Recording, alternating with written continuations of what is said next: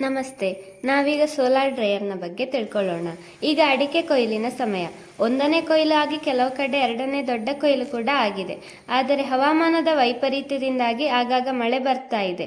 ಇದರಿಂದಾಗಿ ಕೊಯ್ಲಿನ ಅಡಿಕೆಯನ್ನು ಒಣಗಿಸಲು ತುಂಬ ತೊಂದರೆ ಆಗ್ತಿದೆ. ಅದಕ್ಕೆ ಪರಿಹಾರವೇ ಈ ರೀತಿಯ ಸೋಲಾರ್ ಗೂಡು. ಈಗ ಅದರ ಬಗ್ಗೆ ತಿಳಿಯೋಣ. ಈ ವಿಡಿಯೋ ನಿಮಗೆ ಸರಿಯಾದ ಮಾಹಿತಿ ಕೊಟ್ಟರೆ ಚಾನೆಲ್ ಸಬ್ಸ್ಕ್ರೈಬ್ ಮಾಡಲು ಮರೆಯದಿರಿ. ನಾನು ವೆಂಕಟೇಶ್ವರ ಶರ್ಮಾ ಅಂತ ಹೇಳಿ ಈಶ್ವರಮಂಗಲದ ಕತ್ರಿಬೇಲಿನ ಹತ್ತಿರ ಮೂಡಾಯೂರು ಎಂಬಲ್ಲಿ ಇರೋದು. ನಾನು ಒಂದು ಸಣ್ಣ ಮಟ್ಟಿನ ಕೃಷಿಕ. ಸುಮಾರು 10-12 ಎಕರೆಯಷ್ಟು ಕೃಷಿ ಭೂಮಿ ಇದೆ. ಅದರಲ್ಲಿ ವಿವಿಧ ರೀತಿಯ ಕೃಷಿಗಳನ್ನು ಮಾಡ್ತೇನೆ. ಮುಖ್ಯವಾಗಿ ಅಡಿಕೆ, ತೆಂಗು ಮತ್ತು ಕಾಳುಮೆಣಸು. ಈಗ ಅಡಿಕೆಯನ್ನು ಒಣಗಿಸುವಂಥದ್ದು ದೊಡ್ಡ ಒಂದು ಸಮಸ್ಯೆಯಾಗಿ ಕಾಡ್ತದೆ. ಮಳೆಗಾಲದಲ್ಲಿ ಬಿದ್ದ ಅಡಿಕೆ ಒಣಗಿಸಬೇಕು, ಬೇಸಿಗೆಯಲ್ಲಿ ಕೊನೆಯ ಕೊಯ್ಲಿನ ಅಡಿಕೆ ಒಣಗಿಸಬೇಕು. ಇದರಲ್ಲಿ ಬಹಳ ಕಷ್ಟ ಆಗ್ತದೆ. ಅದಕ್ಕೋಸ್ಕರ ಸೋಲಾರ್ ಡ್ರೈಯರು ಮಾಡಬೇಕು ಅಂತ ಆಯಿತು. ಈ ವರ್ಷ ಮಳೆ ತುಂಬ ಬಂತು, ಬೇಗನೆ ಮಳೆ ಪ್ರಾರಂಭವಾಗಿದೆ. ಹಾಗಾಗಿ ಅಡಿಕೆ ಒಣಗಿಸಲಿಕ್ಕೆಲ್ಲ ಬಹಳ ಕಷ್ಟ ಅಂತ ಕಂಡು ಈ ವರ್ಷ ಒಂದು ಒಳ್ಳೆ ಸೋಲಾರ್ ಗೂಡು ಮಾಡಬೇಕು, ಪರ್ಮನೆಂಟಿಂದ ಮಾಡಬೇಕು ಅಂತ ಯೋಚನೆ ಮಾಡಿ ಒಂದು ಸೋಲಾರ್ ಗೂಡಿಗೆ ಶುರು ಮಾಡಿದೆ. ಈ ವರ್ಷ ಮಾಡಿದಂಥ ಸೋಲಾರ್ ಗೂಡು ಒಂದು 125 ಫೀಟ್ ಉದ್ದ, ಒಂದು 24 ಫೀಟ್ ಅಗಲ ಇದೆ. ಇದನ್ನು ಒಂದು ಪರ್ಮನೆಂಟ್ ಸ್ಟ್ರಕ್ಚರ್ ಆಗಿ ಮಾಡಬೇಕು ಅಂತ ಹೇಳಿ ಯೋಚನೆ ಮಾಡಿ ಆ ರೀತಿಯಲ್ಲಿ ಅದನ್ನು ಮಾಡಿದ್ದೇನೆ. ಇದಕ್ಕೆ 2 ಸೈಡಿಂದ ಕಾಂಕ್ರೀಟ್ ಕಂಬಗಳನ್ನು ಹಾಕಿದ್ದೇನೆ. ಅದು ಕೂಡ ಗಟ್ಟಿಯಾದಂಥ 6 ಕಬ್ಬಿಣದ ಸರಳುಗಳಿರುವಂಥ ಗಟ್ಟಿಯಾದ ಕಂಬಗಳನ್ನು ಹಾಕಿದ್ದೇನೆ. ಮತ್ತು 2.5-3 ಅಡಿಯಷ್ಟು ಸೈಡಿಂದ ಕಲ್ಲು ಕಟ್ಟಿಸಿದ್ದೇನೆ.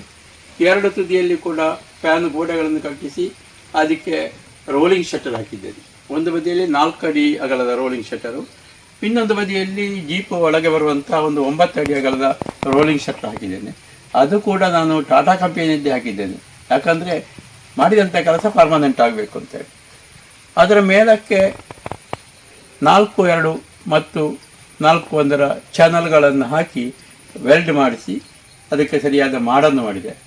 ಈ ವೆಲ್ಡ್ ಮಾಡನ್ನು ಮಾಡುವಾಗ ಏನು ಮಾಡಿದೆ ಅಂತ ಹೇಳಿದರೆ, ಅದರ ಅಡಿಯಿಂದ ಸಪೋರ್ಟ್ ಆಗಿ ಕೊಡುವಂಥ ಪೈಪನ್ನು ಅದರ ಪಕಾಸುಗಳ ಅಡಿಯಿಂದ ಕೊಟ್ಟೆ.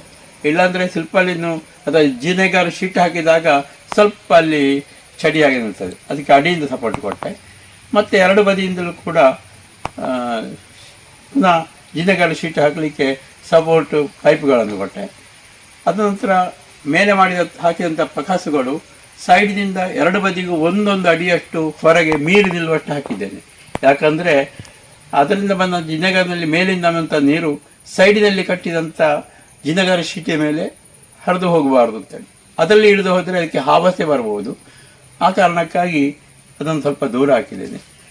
ಮತ್ತು ಅದಕ್ಕೆ ಇದು ಮಾಯಿಶ್ಚರ್ ಹೋಗಲಿಕ್ಕೆ ಅಂತೇಳಿ ನಾನು ಫ್ಯಾನನ್ನು ಹಾಕಲಿಲ್ಲ. ಸೈಡಿಗೆ ಕಟ್ಟುವಂಥ ಜಿನಗರ ಶೀಟನ್ನು ಮೇಲಿನ ಶೀಟಿಗಿಂತ 1/2 ಇಂಚು ಕೆಳಗೆ ಕಟ್ಟಿದ್ದೇನೆ.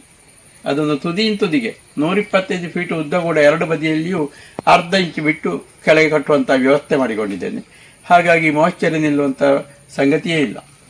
ಇನ್ನು ನಮ್ಮಲ್ಲಿ ನವಿಲಿನ ಕಾಟ ತುಂಬ ಉಂಟು. ಅದಕ್ಕೋಸ್ಕರ ಮೇಲೆ 1.5 ಫೀಟ್ ಎತ್ತರದಲ್ಲಿ ಅದಕ್ಕೆ ಆ್ಯಂಗ್ಲರ್ನ ಹಾಕಿ ಕಟ್ಟಿ 3 ಫೀಟಿಗೆ ಒಂದು ಗಟ್ಟಿಯಾದ ತಂತಿಗಳನ್ನು ಹಾಕಿದ್ದೇನೆ. ಆ ಗಟ್ಟಿಯಾದ ತಂತಿಗಳನ್ನು ತುದಿಗೆ ಅಡ್ಡಡ್ಡ ಹಾಕಿದ ಕಾರಣ 3 ಫೀಟಿಗೆ ಒಂದು ತಂತಿ ಹಾಕಿದ ಕಾರಣ ನವಿಲುಗಳು ಇದರ ಮೇಲೆ ಬಂದು ಕೂತ್ಕೊಂಡು ಈ ಜಿನ್ನೆಗಾರು ಹರಿಯುವಂಥ ಒಂದು ಪ್ರಮೇಯ ಬರುವುದಿಲ್ಲ. ಇನ್ನು ಕೆಳಗೆ ನೆಲಕ್ಕೆ ಸದ್ಯಕ್ಕೆ ನಾನು ವೀಡ್ ಮ್ಯಾಟ್ ಹಾಕಿದ್ದೇನೆ. ವೀಡ್ ಮ್ಯಾಟ್ ದಪ್ಪದಲ್ಲಿ ಹಾಕಿ 130 GSM ವೀಡ್ ಮ್ಯಾಟನ್ನು ಡಬಲ್ ಮಾಡಿ ಹಾಕಿದ್ದೇನೆ. ಆದ ಕಾರಣ ಏನು ಪಸೆ ಬರುವುದಿಲ್ಲ. ಮತ್ತು ಒಂದು ಸೈಡಿನಿಂದ ಗೊನೆಗಳನ್ನು ನಿಲ್ಲಿಸಲಿಕ್ಕೆ ಪೈಪಿನ ವ್ಯವಸ್ಥೆ ಮಾಡಿದ್ದೇನೆ. ಈ ಗೊನೆಗಳನ್ನು ನಿಲ್ಲಿಸಿದಾಗ 3 ಸಾಲಿಗೆ ಅಂದರೆ 3 ರೋ ಮಾಡಿದ್ದೇನೆ.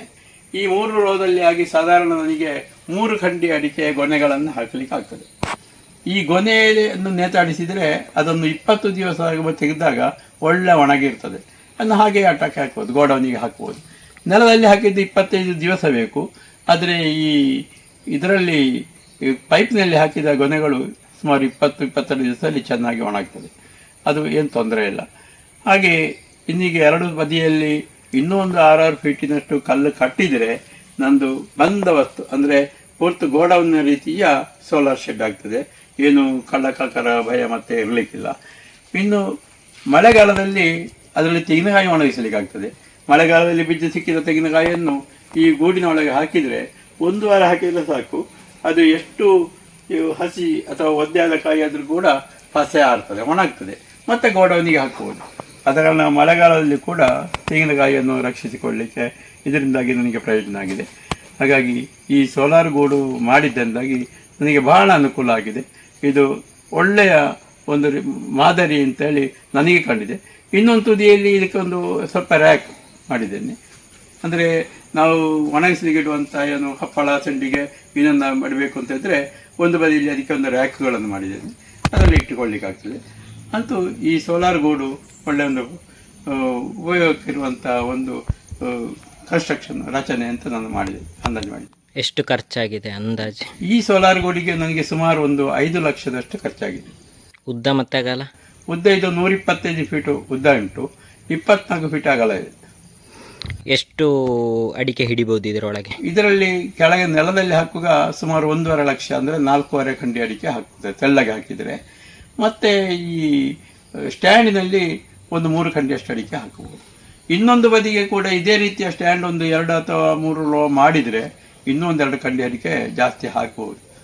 ಅಗತ್ಯ ಬಿದ್ದರೆ ಇನ್ನೊಂದು ಬದಿಗೆ ಕೂಡ ಈ ಕಬ್ಬಿಣದ ಪೈಪ್ಗಳನ್ನು ಹಾಕಿ ಅದರಲ್ಲಿ ಗೊನೆ ನಿಲ್ಲಿಸುವಂಥ ವ್ಯವಸ್ಥೆ ಮಾಡಬೇಕು ಅಂತ ಆಲೋಚನೆಯಲ್ಲಿದೆ.